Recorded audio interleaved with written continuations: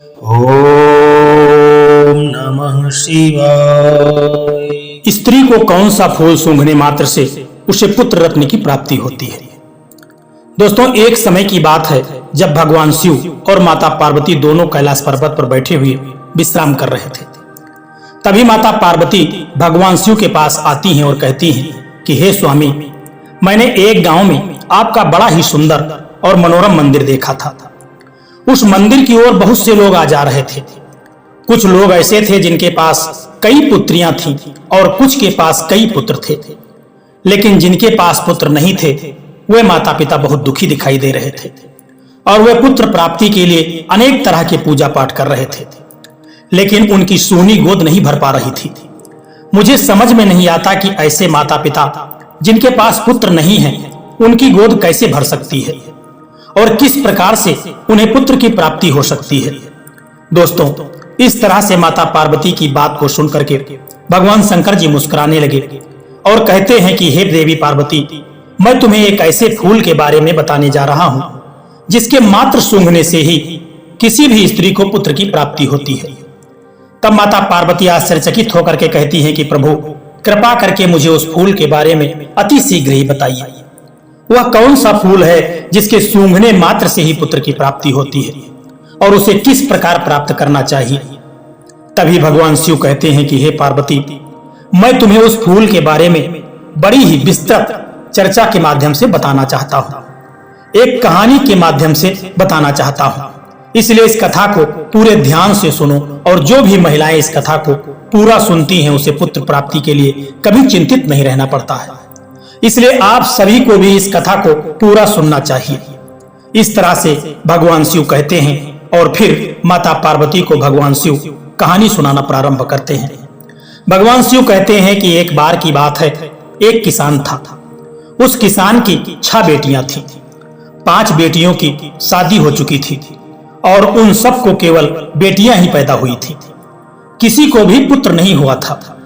किसान इस बात को लेकर के बड़ा चिंतित रहता था कि उसकी सभी बेटियों को पुत्र नहीं हुआ और उसे डर था कि उसकी जो 6ठी बेटी है उसको भी पुत्र नहीं होगा।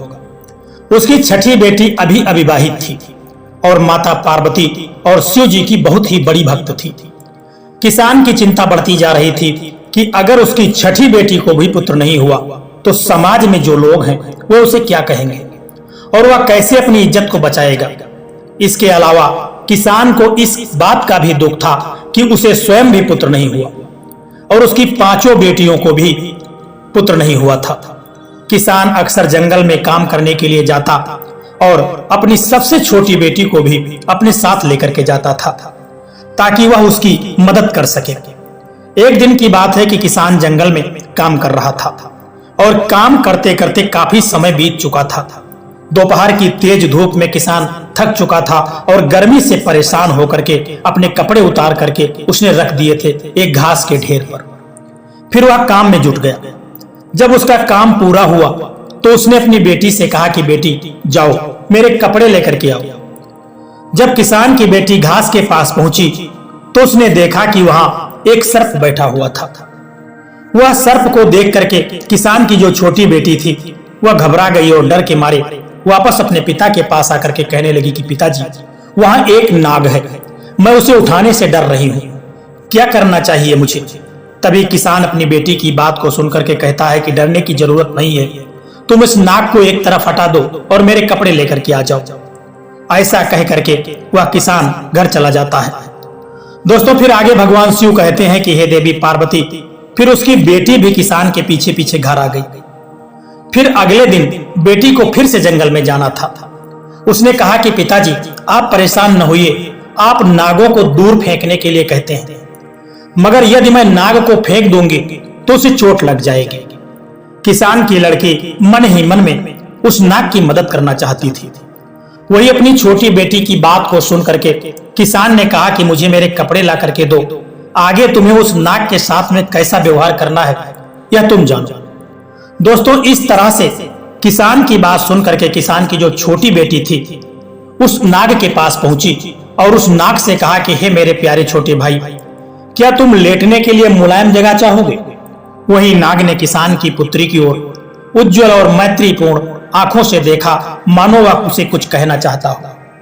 इसलिए किसान की जो लड़की थी उसने उस जहरीले नाग के भाव को देख करके, समझ करके कि कुछ खरपतवार इकट्ठा किया और उस नाग के लिए एक अच्छा सा नरम जगह बना दी कि तुम इस नरम जगह में जाकर के लेट जाओ। दोस्तों, जैसे ही उस नाग को उस किसान की लड़की ने उस जगह पर लिटाया तो वह नाग किसान की लड़की से कहने लगा और उससे पूछा कि क्या तुम मेरी सेवा में आना चाहोगी? मैं जानता हूं कि तुम्हारे पिता बहुत ही गरीब हैं और वह मुझे दूर फेंकवाना चाहते थे क्योंकि उन्हें उनके कपड़े मिल सके, क्योंकि मैं गर्मी से बहुत परेशान हो रहा था, इसलिए तुम्हारे पिता के कपड़ों के बीच में जाकर के मैं बैठ गया था। तुम बहुत अच्छी लड़की हो, मैं तुम्हें पसंद करता हूं। तुम केवल बस हर दिन लगभग कुछ घंटे मुझे अपने साथ घुमाने के लिए ले चला करो। इसके लिए मैं तुम्हें रोजाना बहुत सारा धन दूंगा और मजदूरी और खाना भी तुमको दूंगा। यदि तुम 3 वर्ष तक ऐसा करो तो मैं जादू से छुटकारा पा सकता हूं, क्योंकि मैं एक जादुई राजकुमार हूं और फिर राजकुमार बनते ही, यानी मैं अपने असली स्वरूप में आते ही तुम्हारे साथ विवाह भी कर लूंगा। दोस्तों, फिर आगे भगवान शिव कहते हैं कि हे देवी, वही नाग की बात को सुन करके वह लड़की तैयार हो गई। लड़की ने कहा, मैं आपकी सेवा करने के लिए तैयार हूं, आप जैसा कह रहे हैं मैं वैसा ही करूंगी। तो नाग ने कहा, फिर कल इसी समय पर तुम आ जाना।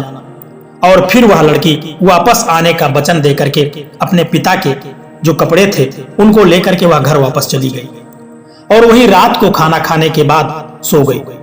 और फिर जब सुबह को उठी तो उसने अपने पिता किसान से कहा कि पिताजी, आपके कपड़े मैंने ला करके आपको दे दिए। अब तक मैंने अपनी और आपकी गरीबी देखी है। मैं काफी समय तक घर पर रह चुकी हूँ। अब मैं दुनिया में अपनी किस्मत आजमाने के लिए जा रही हूँ। आप मुझे जाने की इजाजत दे दीजिए। दोस्तों, फिर वह किसान अपने लड़की को कहीं भी जाने की अनुमति देना नहीं चाह रहा था। तो फिर भी वह लड़की अपने पिता से कहती है कि चाहे उसे भीख ही क्यों न मांगनी पड़े, मगर अब मैं भाग्य को बदल करके ही रहूंगी। और ऐसा कह करके किसान की जो लड़की थी वह जंगल में चली गई। फिर वह जंगल में गई और जल्दी ही उसे वही नाग मिल गया। फिर वह उसके आने से बड़ा ही प्रसन्न हुआ और नाग ने उससे कहा कि अब तुम आ गई हो तो मुझे थोड़ा इधर उधर घुमाने के लिए ले चलो। तब किसान की लड़की ने जैसा उस नाग ने कहा था वैसा ही किया। फिर किसान की लड़की ने उस नाग को अपने पीछे पीछे घूमने के लिए लेकर के चल दिया। दोस्तों, आगे भगवान शिव कहते हैं कि हे देवी पार्वती, जब शाम के समय घुमाते घुमाते पहले ही दिन का समय समाप्त हुआ तो उस जंगल में एक शानदार महल अचानक से प्रकट हो गया। जो उस महल में एक बड़ा सा कमरा था जिसमें एक बहुत ही बड़ी भारी मेज लगी हुई थी और उस मेज पर अनेक तरह के खाने पीने के सामान रखा हुआ था। उस लड़की ने अपने पूरे जीवन काल में कभी नहीं देखा था ऐसा दृश्य। फिर तो किसान की लड़की ने भरपेट भोजन किया और फिर जाकर के बिस्तर पर लेट गई। फिर रोजाना हर दिन वह 1-2 घंटे के लिए उस नाग को अपने साथ में रखती और फिर महल में जाती, जहां उसके लिए सब कुछ तैयार किया जाता था और जहां उसके लिए शानदार व्यवस्था भी की जाती थी। दोस्तों, फिर आगे भगवान शंकर जी कहते हैं कि हे देवी पार्वती, इस तरह से धीरे धीरे 1 साल बीत जाता है। किसान की लड़की ने उस नाग से अपने पिता से मिलने की अनुमति मांगी तो नाग ने कहा कि तुम्हारी इच्छा अपने पिताजी से मिलने की है तो जाओ, मिलाओ, पर अगले दिन मेरी एक बात ध्यान रखना कि तुम वापस जरूर चली आना। इस तरह से नाग की शर्त पर वह सहमत हुआ और तुरंत लौट आएगी ऐसा कह करके वह किसान की बेटी अपने पिता से मिलने के लिए अपने घर के लिए चल दिया। लड़की ने अपने पिता और अपने बहनों के लिए सोना और अन्य कीमती चीजें ले ली और अपने घर चली गई। जब वह अपने खजाने के साथ में अपने पिता के पास पहुंची तो उसके पिता और उसकी बहन जानना चाहते थे कि यह सारा सामान उसे कहां से मिला है और इसका मालिक कौन है। लेकिन उस लड़की ने उन्हें कुछ भी नहीं बताया, क्योंकि जो वह नाग था उसने उसे ऐसा करने के लिए रोका था। उसने कहा था कि कभी किसी से कुछ नहीं बताना कि यह धन तुमने कहां से प्राप्त किया है। यहाँ तक कि किसान और उसकी 5 बेटियों ने उसको बहुत ज्यादा मारा पीटा, लेकिन उसने कुछ भी नहीं कहा। और वही अगले दिन वह लड़की उस नाग के पास वापस जंगल में चली गई और फिर उस नाग को हर दिन 1 या 2 घंटे तक घुमाने ले जाती रही। इस तरह से दूसरे वर्ष के आखिरी में एक बार फिर वह अपने पिता और अपनी बहनों से मिलने गई और इसी प्रकार से तीसरे वर्ष के अंत में भी मिलने गई। इस प्रकार वही जब किसान की लड़की तीसरी बार नाग को छोड़ करके अपने पिता और अपनी बहनों से मिलने के लिए गई, जो उससे जाने से पहले नाग ने कहा था कि आज तुम तुरंत लौट करके चली आना, कल तक नहीं रुकना। और इस प्रकार वह लड़की आने का वचन दे करके उस नाग को छोड़ करके चली गई। दोस्तों, इधर जब वह लड़की अपने पिता के पास पहुंचती है तो उसके पिता और उसकी बहनों ने इस बात पर अधिक जोर दिया कि जो धन वह अपने साथ लेकर के आती है, सोना चांदी हीरे जवाहरात, उसका असली मालिक कौन है और वह किसके यहाँ पर काम करती है। वही उस लड़की ने अपने पिता और अपनी बहन को भी कुछ नहीं बताया। तो जो वह किसान था, उस किसान ने उसे घर से बाहर जाने से इनकार कर दिया। तब वह किसान की बेटी ने किसी तरह से अपने आप को बाहर जाने का रास्ता निकाल लिया। आखिरकार काफी प्रयास करने के बाद उसने जोर लगा करके खुद को अलग कर लिया, लेकिन जब तक वह जंगल में लौटी तब तक बहुत देर हो चुकी थी, क्योंकि जो नाग था अब वह वहां पर नहीं था। दोस्तों, दुख की बात तो यह थी कि उसने हर जगह देखा, लेकिन वह महल भी वहां से गायब हो चुका था और नाग भी वहां से कहीं गायब हो गया था, क्योंकि उस नाग के 3 साल पूरे हो चुके थे और 3 वर्ष पूरे होने पर उसका जादू भी टूट चुका था और वह नाग वापस एक राजा के रूप में बदल चुका था और फिर वह अपने राज्य को वापस चला गया था। दोस्तों, उधर उस नाग को जंगल में न पाकर के वह किसान की लड़की बहुत दुखी हो जाती है और बहुत परेशान होने लगती है और सोचने लगी कि शायद मेरे पिता और मेरी बहनों ने मुझे घर पर यदि न रोका होता तो शायद आज वह नाग मेरे पास होता। इस तरह से जब उस लड़की ने उस नाग को दुनिया भर में खोजने का निर्णय किया, वह उसे ढूंढते ढूंढते एक दिन जंगल में एक झोपड़ी के पास पहुंच गई, जहां एक बूढ़ी औरत रहा करती थी। लड़की ने रात के लिए आश्रय मांगा और बुढ़िया को अपनी जो पूरी राम कहानी थी वह सब कुछ सुना दी। तभी वह बुढ़िया ने उसे दोस्ताना व्यवहार से स्वागत किया और अगले दिन 3 सेब उस बुढ़िया ने उस लड़की को दिया। उसने कहा कि पहले सेब में एक सोने की तकली है और दूसरे सेब में सोने की सूत की रील और तीसरे में एक सुनहरा चरखा है। उसने यह भी बताया कि लड़की को सबसे पहले किससे मिलना है और उसे कैसे राजा तक पहुंचना है।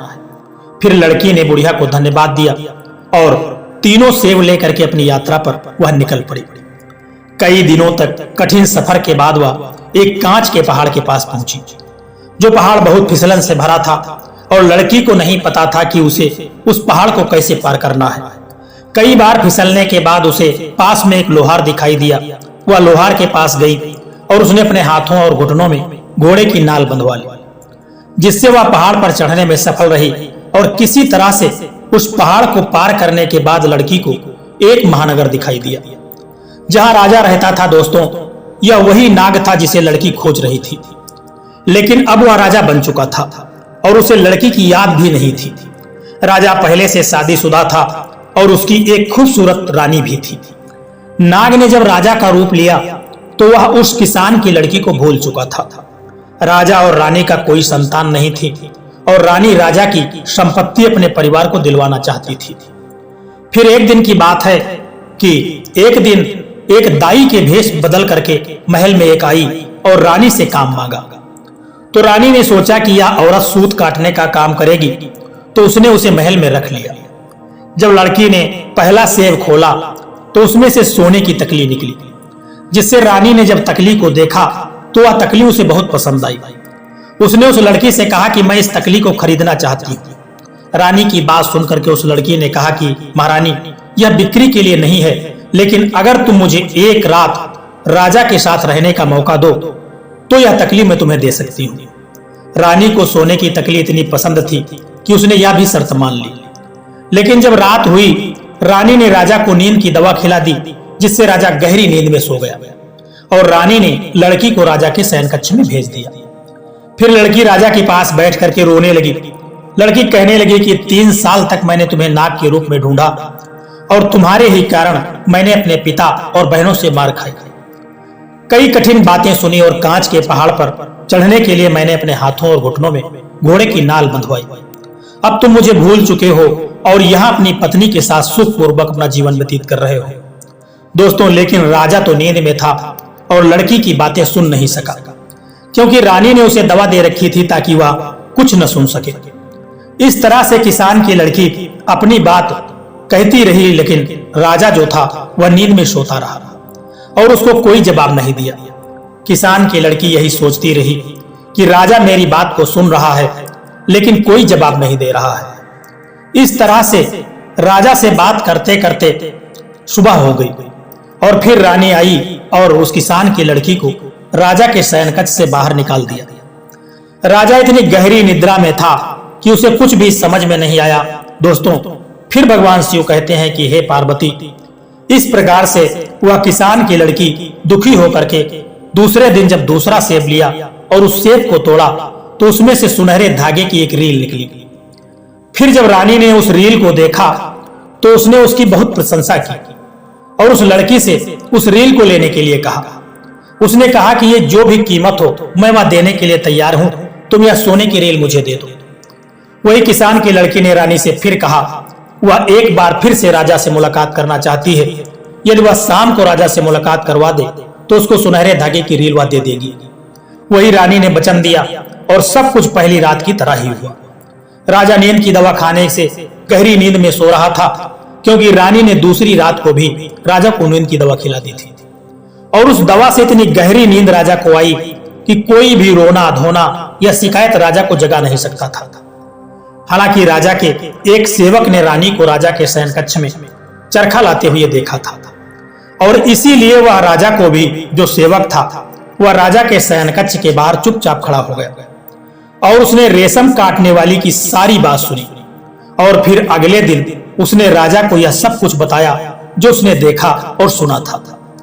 इस तरह से जब राजा को यह जानकारी हुई कि जब मैं नाग था और एक लड़की ने, जो किसान की लड़की थी, मेरी बड़ी सेवा की थी और मैंने उससे शादी करने का वचन भी दिया था, आज वह मुझे ढूंढते ढूंढते बड़ा कठिन प्रयास करते हुए हजारों मीलों की दूरी तय करते हुए मेरे महल तक आ गई है। मुझे उससे मिलना चाहिए दोस्तों, लेकिन राजा क्या कर सकता था। सुबह होते ही रानी जो थी उस किसान की लड़की को राजा के शयनकक्ष के बाहर ले गई। दोस्तों, इधर जो राजा था, राजा किसान की लड़की से मिलने के बारे में विचार कर रहा था और उधर किसान की लड़की ने अपना आखिरी सेब तोड़ा तो वह सुनहरे चरखे वाले जो था उस सेब से चरखा बाहर निकला जो सुनहरे रंग का था। वहीं जब रानी ने इस बार सुनहरा चरखा देखा तो उसने कहा कि यदि वह उसको सोने का चरखा दे दे तो वह इस रात को भी राजा के साथ उससे मुलाकात करवाने के लिए तैयार हो गई। वही किसान की लड़की मान गई और उस शाम रानी ने एक बार फिर अपने राजा को नींद की दवा दे दी। लेकिन इस बार राजा सचेत था, क्योंकि इस बार सेवक के द्वारा उसे सारी बात पहले ही मालूम पड़ चुकी थी। वहीं राजा ने इस बार दवा पीने का केवल नाटक किया और उसने चुपके से दवा को एक कूड़ेदान में फेंक दिया और फिर लेट गया, सोने का नाटक करने लगा। वहीं जब राजा सो गया तो रानी जो थी किसान की लड़की को, यानी सूत काटने वाली को, राजा के शयनकक्ष में लेकर के आ गई। लड़की उदास होकर के राजा के बिस्तर के पास में गई और वहीं पर खड़ी होकर के फूट फूट कर रोने लगी। कहने लगी कि अब मुझे पता चला है कि उपकार करना दुनिया का चलन है। 3 साल तक मैंने तुम्हें नाग के रूप में, तुम्हारी खातिर मुझे अपने पिता और बहनों से मार खानी पड़ी और न जाने कितने अपमानित शब्दों को मुझे सहना पड़ा। कांच के पहाड़ पर चढ़ने के लिए मुझे अपने हाथों और पैरों में घोड़े की नाल बंधवानी पड़ी और तुम यह सब कुछ भूल गए और रानी के साथ में रह करके सुखपूर्वक जीवन को जी रहे हो। अब मेरा क्या होगा, क्या तुमने कभी सोचा है? दोस्तों, फिर आगे भगवान शिव कहते हैं कि हे देवी पार्वती, इस बार राजा सब कुछ चुपचाप सुन रहा था, लेकिन सोने का नाटक करता रहा। राजा ने मन ही मन में सोचा कि एक मेरी रानी है जिसके लिए मैं इतना प्यार करता हूँ और वह मेरी संपत्ति को अपने मायके वालों को देना चाहती है, वह मुझे सम्मान तक नहीं देती। वहीं दूसरी ओर एक गरीब किसान की बेटी है जो मुझे ढूंढते हुए यहाँ तक लाखों मीलों की दूरी तय करके यहाँ तक आ गई है। जब मैं नाग के रूप में था तब उसने मेरी सच्चे दिल से सेवा की थी। यह सब सोच करके राजा ने अगले दिन एक बड़े ही भारी उत्सव का आयोजन किया, जिसमें भोजन का भी प्रबंध किया गया। राजा ने रेशम काटने वाली उस किसान की बेटी को अपने दाहिनी ओर बैठने के लिए आमंत्रित किया। फिर भरे दरबार में राजा ने उस किसान की लड़की से विवाह कर लिया और सभी ने आनंद पूर्वक वहां पर भोजन किया। फिर शादी के बाद जब पहली रात किसान की बेटी सो रही थी जो कि लक्ष्मी जी की उपासक थी, वह मन ही मन पुत्र की कामना लेकर के सो रही थी। उसी रात लक्ष्मी जी उसके सपने में आई और उससे कहा कि बेटी चिंता मत करो, मैं तुम्हें एक ऐसे फूल के बारे में बताती हूँ जिसे मासिक धर्म समाप्त होने पर के बाद कोई भी स्त्री यदि सूंघ ले, फिर पति के साथ मिलन करे तो निश्चित ही उसे पुत्र की प्राप्ति होगी। माता लक्ष्मी ने आगे कहा कि बेटी, शाम को सूर्यास्त के समय बगीचे के उत्तर पश्चिम कोने में लाल गुलाब और सफेद गुलाब के फूलों की टहनी को, जिस पर सुंदर और पूर्ण विकसित गुलाब लगे हों, एक थाली से ढक देना चाहिए।